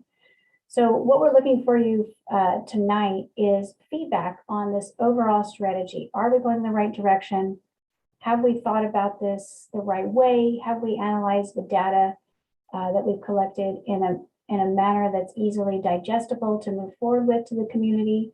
We presented you options with the 50% for capital, 40% for maintenance, 10% for recreation, and something very similar comes out of that when you look at just grouping the categories together. It's a little bit more funding for capital, a little bit less for maintenance, and about the same amount for recreation programming. So we wanted to see if that strategy itself is a viable solution for moving forward, and if you have any specific feedback or questions, and also the schedule as a strategy. Does this work, or is there something else we're missing? So we're really looking for feedback from you tonight on all of that before we roll into our next steps. So I'm going to stop sharing and turn it back to Chair Kwon. Thank you, Jen. An awful lot of information. So I usually wait till the end as the chair, but I'm actually going to start a point of clarification that I would like addressed is the formula, and we'll call it the 50-40-10 formula. Would that be applied for the remainder of this 10-year term, the 8 remaining years? that's a strategy we're putting forth that we can, for your consideration. So yes, that could be something that we look at for the remainder of the years. We need something, especially with capital and the maintenance programming, so that we can start developing a more specific plan. We need some feedback on that.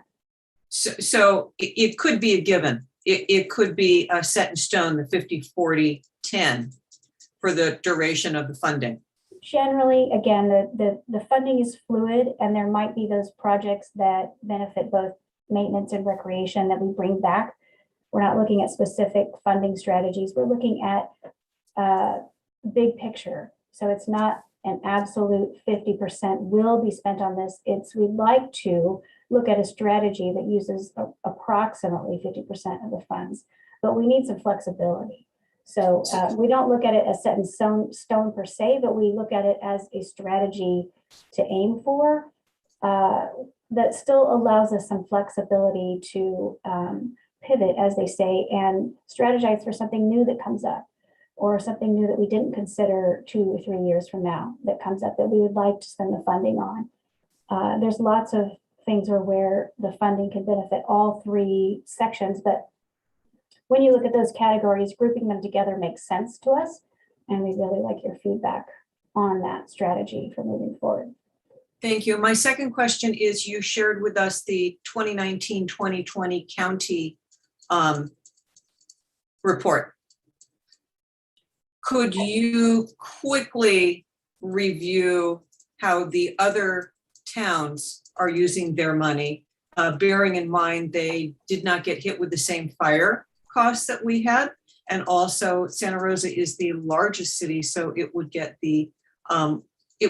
proportionally more money than even Petaluma. But can you compare what we've been talking about tonight with how the other cities are moving forward with their share? I am going to look that up and see if I can share that to the best of my ability. Again, that's for the previous fiscal year. We have, let's see. Is it in line? Are we grossly different? Is every city unique? I don't need you to drill down real far. Well, I think probably what would be better than to look at the funding is looking at what cities are doing overall. So Sebastopol, the other thing I would say is that each agency within the county receives a percentage of funds based on their size. So Santa Rosa receives the most amount of funding in the city comparatively, whereas the county receives the bulk of the capital the tax funds. And so let's, for example, Sebastopol has done a lot of tree work for removal and replacement of hazardous trees. They're replacing a pathway in Ives Park, which is their central park. The city of Sonoma invested funds in the Montini Preserve, contracting with the Sonoma Ecology Center to manage the preserve. Their projects include maintaining trails, assessing hazardous trees, managing vegetation to reduce wildfire risks. Windsor is in negotiation to acquire land for the expansion of Kaiser Park, and they're looking at balancing those funds with future park initiatives, so they're kind of saving their funds. Let's see, Rohnert Park, they've hired a full-time community services supervisor to enhance their recreation programs and special events. They use the funds for Halloween trick or treat and other outdoor. They also did it for treating towards the end of the Kincaid fire, so a special treat for folks affected by that fire. They're also updating swings at a popular park in Rohnert Park. Good enough. Thank you, Jen. Yeah, you can kind of get the idea that we're very similar. Some folks are spending it, they're really looking at themselves internally like we are tonight and what we need to spend it on. So any other questions or clarifications before comments from the board? Terry. Thank you. Thank you for the presentation, Jen. And Jason and Jeremy. Just a couple of quick clarification questions. Jen, you mentioned the ballot measure requires us to not supplant the 27 baseline for staffing, but to supplement that.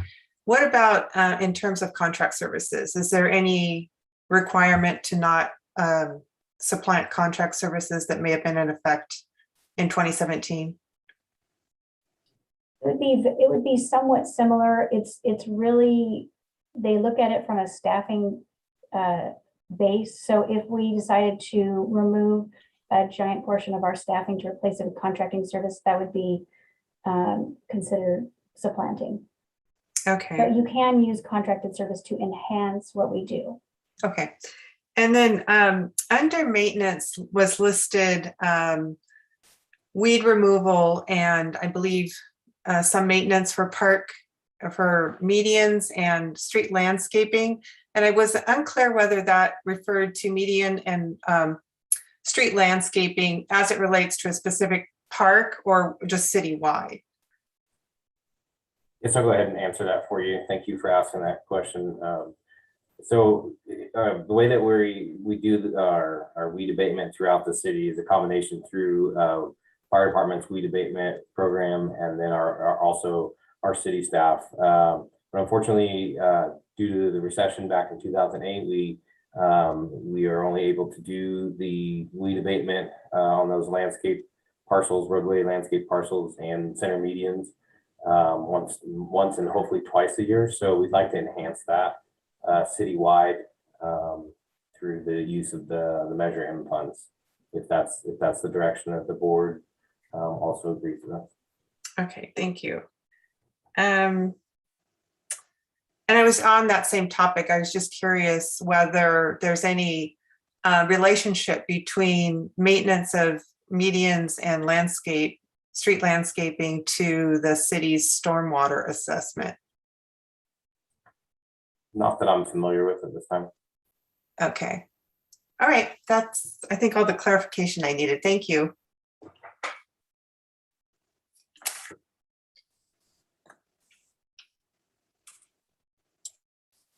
Anyone else? Logan, you look ready? Yeah, I had some questions. Carol, do you want, this is just questions and not comments? How's that? Okay. So I think, well, I have to make a comment, I'm sorry, to make my question. The parks condition assessment is really important for us to make those decisions on maintenance. So I think it's going to be difficult for us to have a strategy there to Jeremy and Jen on that. It's obviously a huge priority of the community. So we need to make sure that we know more before we can do that. I'm sorry if you hear my puppy running around in the background there. That's just sort of, we need more information on that. And do you know if that's early 2022? Is that the first quarter or the first half? What does that mean, Jeremy or Jen? We're looking at receiving that in January, and there might be some follow-up final drafts in February, but we're looking January. Okay, that's great. And then that kind of influences the rest of that funding breakdown, which I think makes sense, but it's hard to know what the need's going to be. And on that, in that 40% that is maintenance, there was fire reduction put into that. I guess my question is, that's a broad category of work. Is some of that also funded by the fire department citywide, or is all of our fire reduction work coming through Measure M? So the fire department has their own budget that was approved by council for fire reduction throughout the city, and they have parcels already identified for that.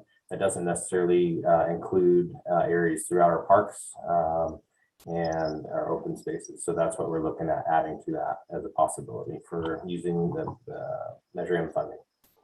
So if they're doing, so the fire department is doing a project at a park, would we be involved at all? Would we be supplementing that, or are we just doing it at totally different locations? How's that work, Jeremy? So if they currently have an area in a park under contract, then we wouldn't be duplicating those efforts there. We would refocus our efforts to another area, maybe an open space or wherever the existing need is. And so just to be clear, part of their contract services do the minimum requirements to meet the fire code and weed abatement throughout the city and the wildland urban interface areas and other areas throughout the city. So those would be the minimum, like 30-foot, 100-foot clearances. And so anything above and beyond that we would be looking at would be in addition to what their contract covers. Okay, thank you. One last question. So those we're looking at these capital projects, and those are going to have maintenance costs. If we build a new sports field, that has maintenance costs, right? So is that 40% have any interaction with that 50%? Are you planning, if you're going to use 50% on capital projects, is part of that 40% just for those? Do you hear what I'm saying? And maybe this is to Jeremy again, kind of that nexus between those two categories. Can you explain that a little more?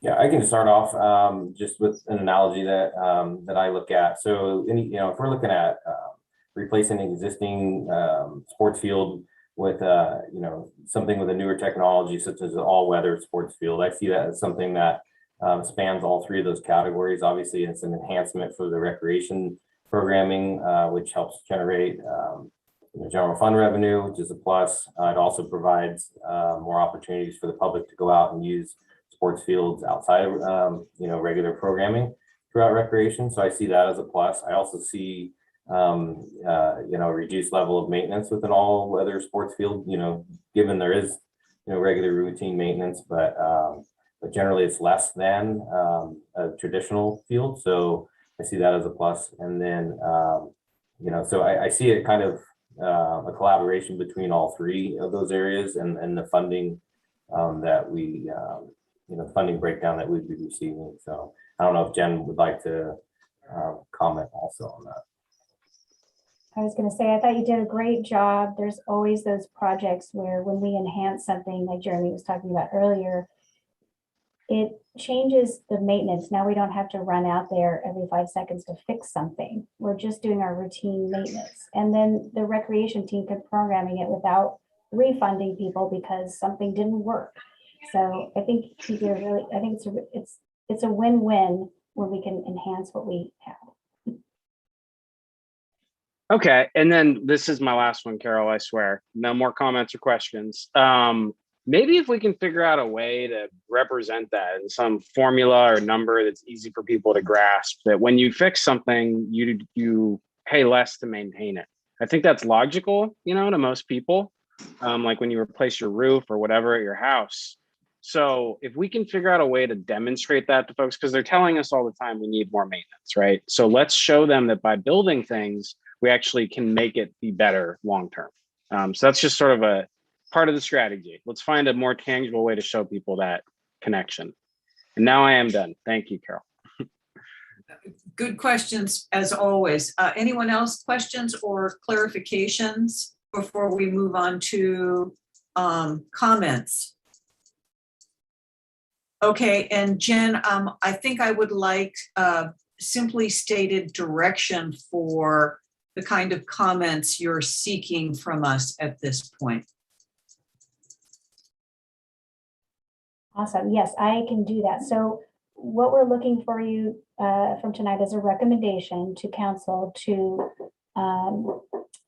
look at the strategies presented tonight and move forward with the schedule strategy, as well as one or a version thereof of all of those strategies. If they look good to you, especially the last two strategies. I'm not being very succinct, am I? Let me start again. We're looking for a recommendation to council to approve one of the two spending strategies, as well as the schedule strategy that we presented to re-engage with the community, etc. So Jen, I think, can we get that slide back up? Sure. Give me 1 minute. And then I'm hoping everybody will weigh in. So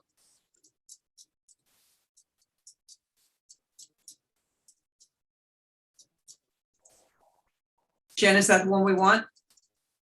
This is the strategy for moving forward with the next steps, and then I can go back to slide 17, which is the funding strategies, if that's helpful too. So we're looking at grouping and ranking, or grouping in percent of total. And again, these are very similar. We just gave you some options to think about here. And if you can't pick one or the other, we'll move forward with a version, a modified version of these two. That's fine. But if you have comments on which ones you like best, that would be fantastic. Okay, I'm going to start at the top of my screen, and Terry, you're on top. Thank you. Actually, I just raised my hand to see if we want to take public comment before we do our comments. Terry, you are so wise. Thanks. Let's see.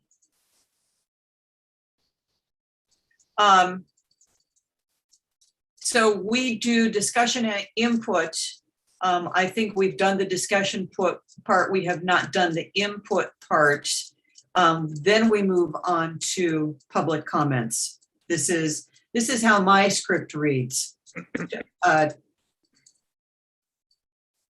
Jen, discussion or public comments? You can do, yeah. You can roll into public comments as long as you're done with your comments, but usually it's public comments and it comes back to the board. Sorry. I think if you want to roll into public comments first, you'll hear what you need to hear, and then the board can make their comments from there. Great. Be patient with me, board members. Do we have any public comments? No, we have no hands raised at this time. Mary Lou, you'll let me know if that changes? I will. Great. Stephen. Yes, thank you. Thanks to staff for the tremendous amount of effort put into this and the creativity. Obviously, you've put in a lot of time and resources doing analyses and thinking about strategies and such. You provided a wealth of information for the board. And I'm guessing that it's going to take each of us on the board some time to weigh through this and consider things possibly just in private, one-on-one. I'd like to have some time to think about it. And if I understand it, staff would like our board's decision by January. And I'm guessing, before the holidays start would be a good deadline for the board. So that gives us 2 more meetings to kind of get to a conclusion and a final recommendation, maybe in November. I'm hoping we're not thinking about making a decision this evening, that we can have at least another 30 days and 1 more board meeting to consider everything that's been offered to us. And board member Stillman, if I can clarify, yeah, we're not looking for a final decision on how to spend the funds. We're just looking for a recommendation. Are we headed in the right direction? Are either one of these strategies or one of them a good strategy that we should put forth to continue moving on? And that includes re-engaging with the community in early spring of next year and coming back to the board for more final recommendations or more project-specific recommendations. So we're absolutely not looking for any sort of recommendation for specific projects or specific spending. We're just looking for a recommendation for our strategy, our strategy moving forward, so that we can keep going with the process we have originally developed with the board. It's a continuation of that. And if you don't want to have a recommendation based on these strategies, that's fine as well. But we are looking for some sort of recommendation and feedback so that we can go to council. Okay, Jen, for point of example, clarification. there was a 6-year strategy and an 8-year strategy for maintenance, if I recall. What about a 3-year strategy? So I can turn that kind of over. thing. Right. The recreation team is looking for a little bit more time before they come back with specific recommendations. So they're looking for a 6-year plan versus rolling into enhancements right away. They need some more time as well. And all of us need more time before we come back with anything specific. We're really just looking for the big picture strategy. Are we moving forward by looking at grouping capital projects together, maintenance and fuel reduction together, and recreation programming together? Is that a good strategy? Maybe I should say it that way. The exact percentages is not really important tonight. It's more important that we're looking for you. Is the grouping that we put together working for you, or should we look at a different strategy going forward? So Jen? nothing super specific tonight. Jen, excuse me. Thank you. Are you looking for information from us tonight that you take forward to City Council and then bring back to us at a later date? That's correct. I'm looking for a recommendation tonight that we can take towards council based on the strategies, again, of grouping capital projects together, recreation projects together, and maintenance type projects together. But this would be coming back to us next year. It will become, yeah, it will be going out to the community and then coming back to you all. Yes. Stephen, any other questions or comments? Only that I have only 3 more minutes. Sorry.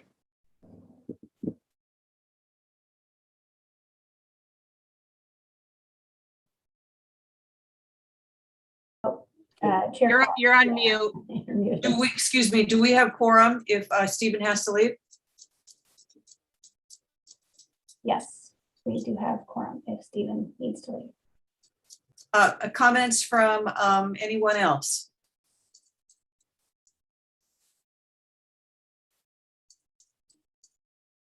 So I have a further comment, and that is in looking at the background information. I was a little confused at first that the Zoom meeting that I participated in and did my survey was much briefer than the online version. And I'm hoping moving forward, everyone takes part in the same survey, especially if we're still in a virtual setting. The other thing is I'm wondering if the city had a way to make sure that people were not weighing in more than once. In looking at the comments, you go onto your Facebook group and you have everyone who rides your same sports activity fill out this survey, and suddenly you have 50 people weighing in and stacking the deck. I would like to see more scientific practice in the next survey, which will truly be dealing with real things. Right, and if I can answer your question about folks repeating their survey. So we can tell when folks are using the same computer, but we have no way of knowing if that's 4 people in a household using the same computer, or if it's the same person taking the survey twice. Although we did receive unique surveys in every situation, or individual responses from folks. So we're not anticipating that we have, and we did not receive repeat computer addresses very often. So significantly, the data is showing independent responses. Thank you for that. Madonna.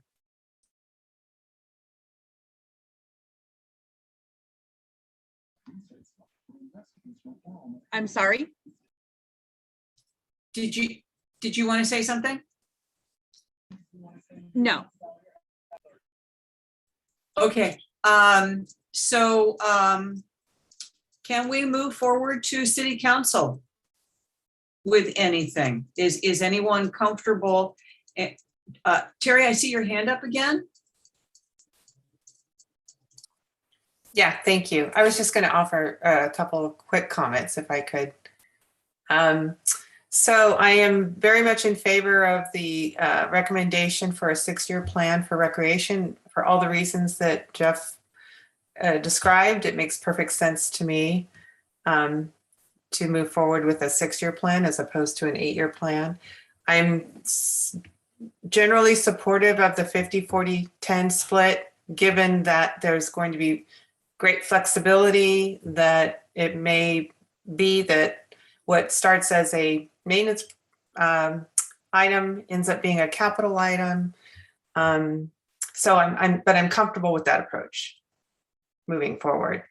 And you didn't ask for input on the quadrant equity, but I'll just say, while that would be wonderful if each quadrant received a relatively comparable portion of the funds, I'd rather see equity in other ways, and maybe the parks condition assessment will elicit where the improvements or monies are both best spent without worrying too much about equity among the quadrants. So I'll just throw that in there too. So those are my comments. Thank you.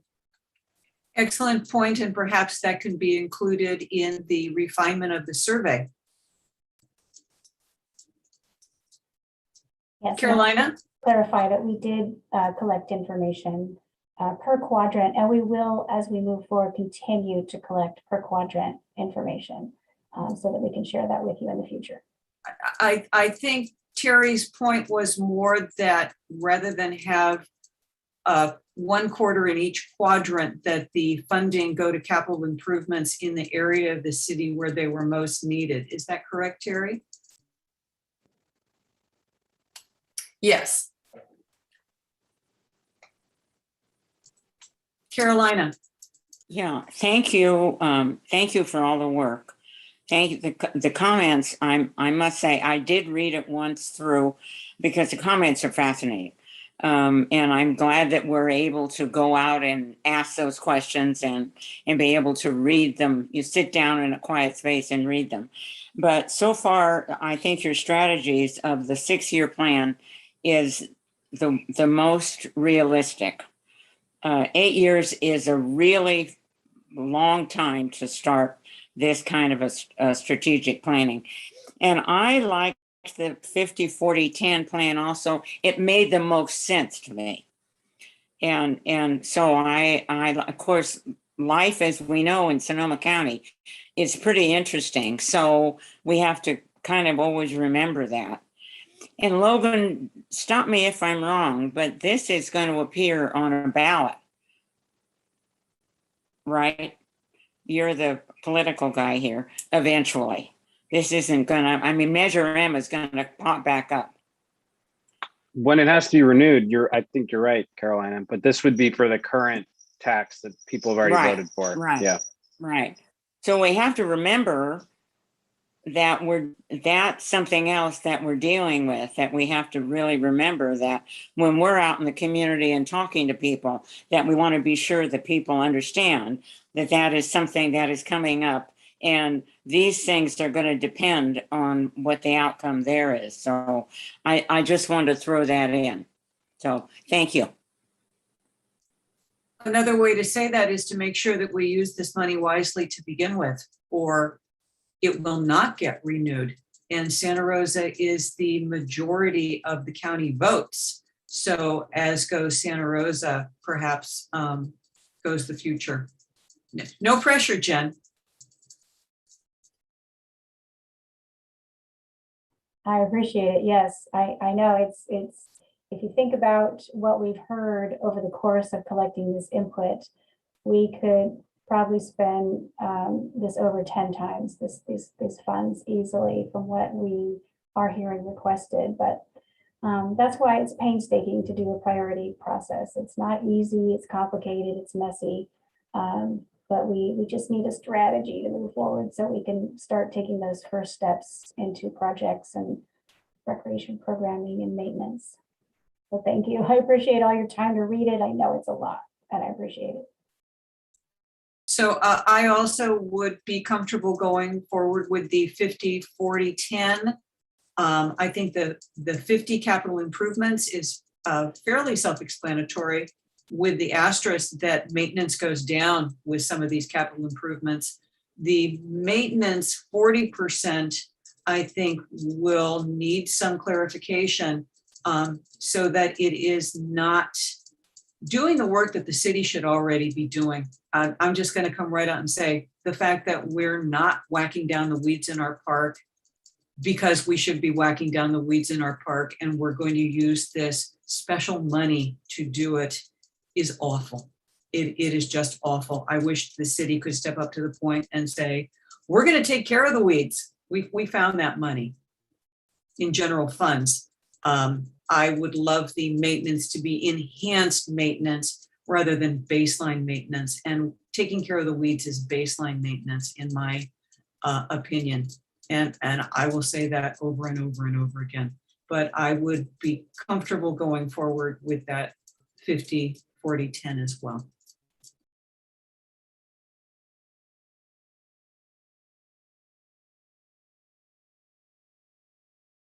So do we, at this point, do some kind of a show of hands or a roll call to say we're comfortable moving forward with that or not? Is this something that majority rules?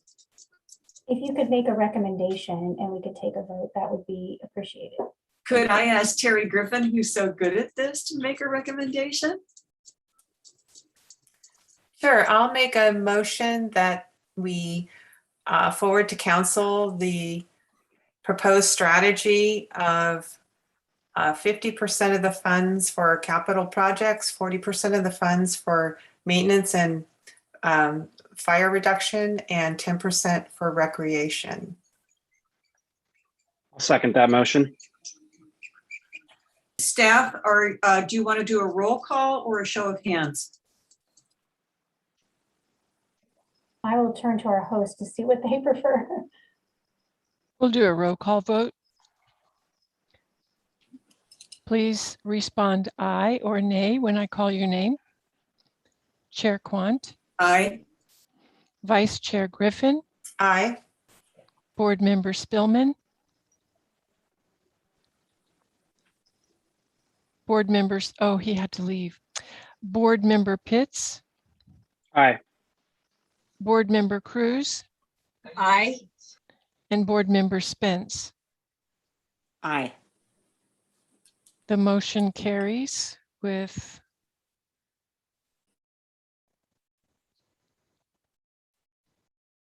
5 ayes. The motion carries. Great. Thank you all.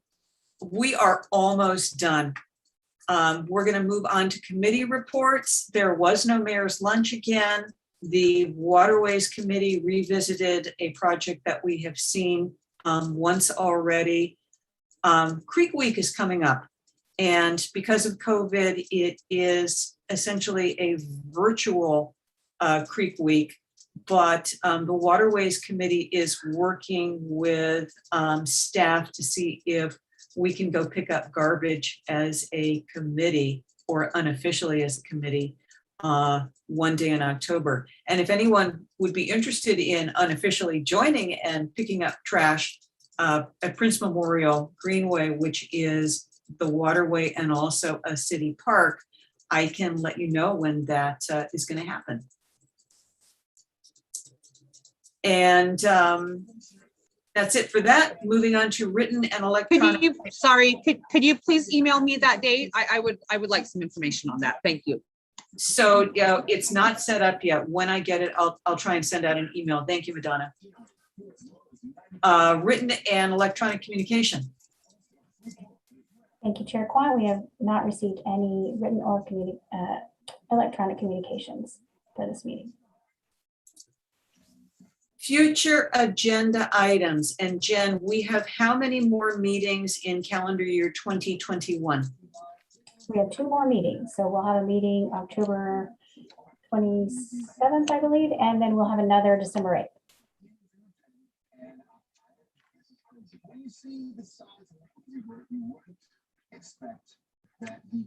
Oh, sorry, Chair Quant, you're muted. Anyone have anything at this point? It's been a long meeting. Thanks everyone for hanging in and doing such a bang up job. I think we are ready to adjourn. Again, thank you. Actually, sorry, Chair Quant. It looks like you may have skipped over item 8, committee reports. Oh, no, there was no mayor's lunch. And the Waterways Committee revisited a project that we had seen.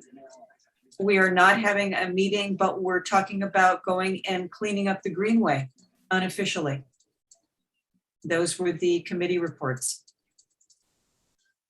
Thank you. At 6:26 on Wednesday, the 22nd of September, I say goodnight all. Bye-bye.